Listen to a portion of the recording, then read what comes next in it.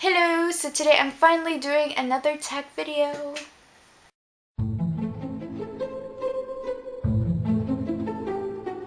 Today's tag is going to be the name game book tag, and for this tag you have to pick books of which the title begins with a letter of your first name. So my name is Charlotte, which is 9 letters long, and so I'll be showing you 9 books that fit, and I had quite some trouble for some of them.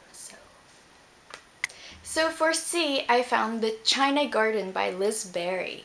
This is actually a book that is out of print, but I've already read it twice, and I'm really tempted to reread it again. The first time I read it was probably in the 7th grade, and the second time was probably 2 years ago, approximately. And recently I've been wanting to reread this, seriously. It's so good, I don't even know why it's out of print. So this book is about Claire, who moves with her mother from London to Ravensmere, and there's like a bunch of mysterious things that happen. And no, there's no werewolves, no vampires, nothing of the sort, but there are ancient British legends that are linked to this, including the Arthurian legends, and there's a touch of magic, but not like wands and, you know, that crazy thing. It's very, I liked it a lot. The atmosphere, how subtly legends and things are incorporated into this, and it's set in present day, and it's really fun. I absolutely enjoyed this. So I'll probably be reading this again soon, and I might actually do a review on this. Yeah. For the letter H, I picked The Hummingbird by Isabella and Irina de Warden, aka the de Warden sisters. I actually already did a review. It was my very first review, actually, on this channel, and this book has actually been republished into 2 volumes because it will end up being a trilogy, if I understood that correctly. And you should go buy the first 2 books because in the back they printed a phrase or a sentence of from my book review on it. So that's pretty exciting. I have to buy it myself still, so I can show those to you guys, but it's on my list of books to buy because this was really fun, very original, unlike any books you probably ever read. It's very imaginative. Check out my review, I'll link it down below, and yeah.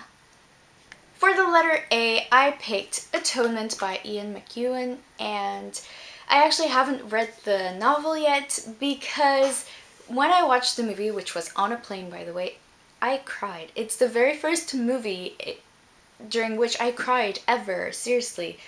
I was like, what's wrong with me? I'm crying, and then I'm on a plane. Everyone can see me. This is embarrassing. But yeah, so I haven't really dared to open this book yet for fear of bursting into tears.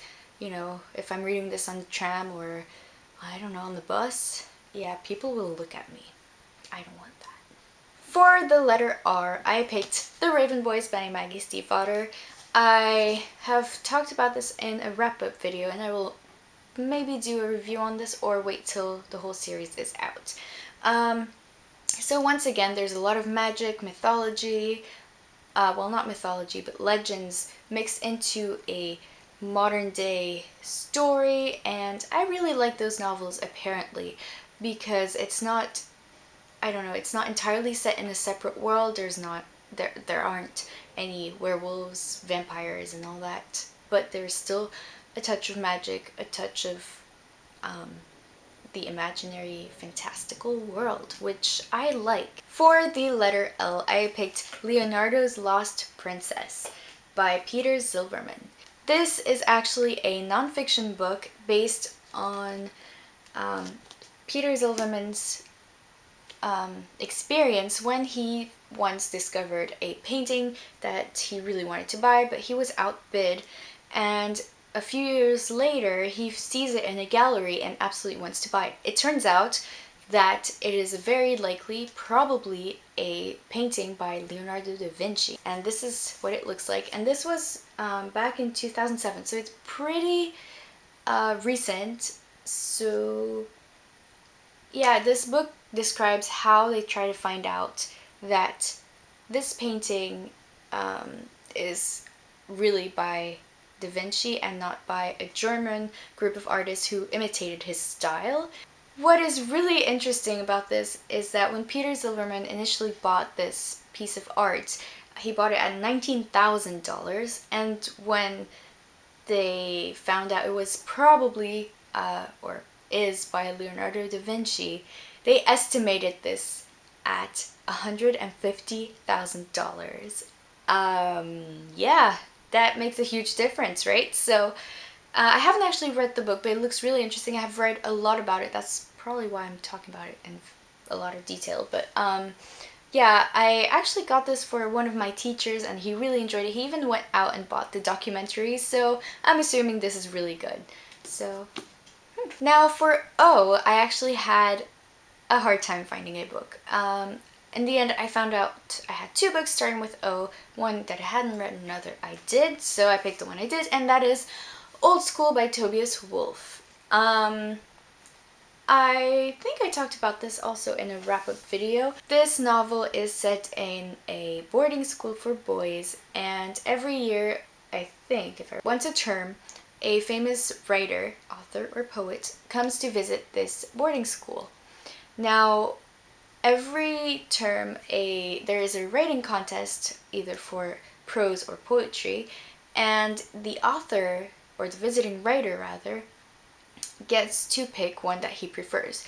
The boy who wrote that writing, that text, gets to meet the author in person. And so that's kind of about the competition between them, life at the boarding school, and so on. And it was pretty good. Next, we are at the first T in Charlotte, and I picked To the Wedding by John Berger, and this I read 2 years ago, and I really loved this. This is a novel that is written I can't speak.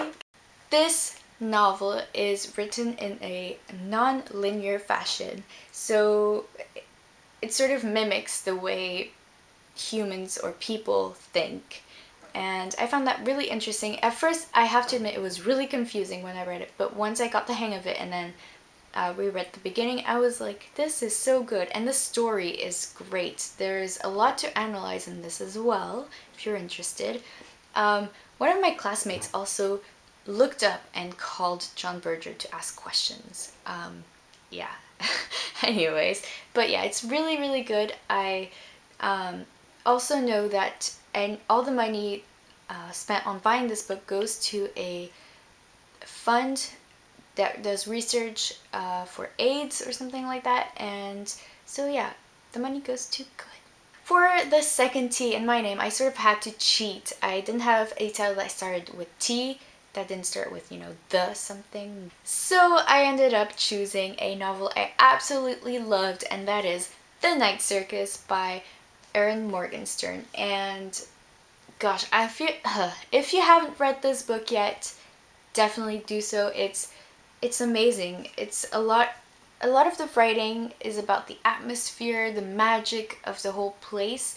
It's not a circus that uses that mistreats animals and such, but it's beautiful. It's beautifully written. I think Erin Morgenstern spent a lot of years working on this novel. She also spent some NaNoWriMo sessions on this, so any NaNoWriMo writers can see what can come of, participating.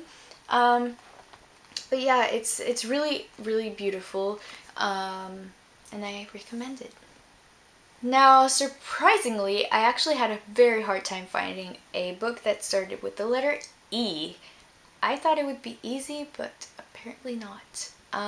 So I finally found one, and that is Elixir by Hilary Duff, which is the first book in the Elixir trilogy. I have read the first two. They're actually pretty good. A lot of people are against or have a prejudice against actors who start writing.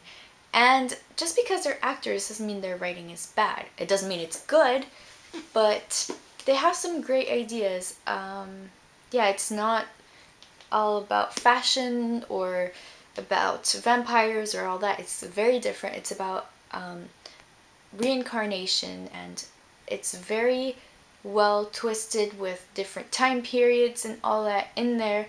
I think a lot of research went into this, a lot of effort went into this, and sure, it might not be a literary masterpiece, but it's a really fun read. So I definitely suggest you give it a try. Now, if you're gonna go into it thinking, oh my gosh, it's gonna be bad, then it probably will be bad, but just go into it with an open mind. It's actually pretty good.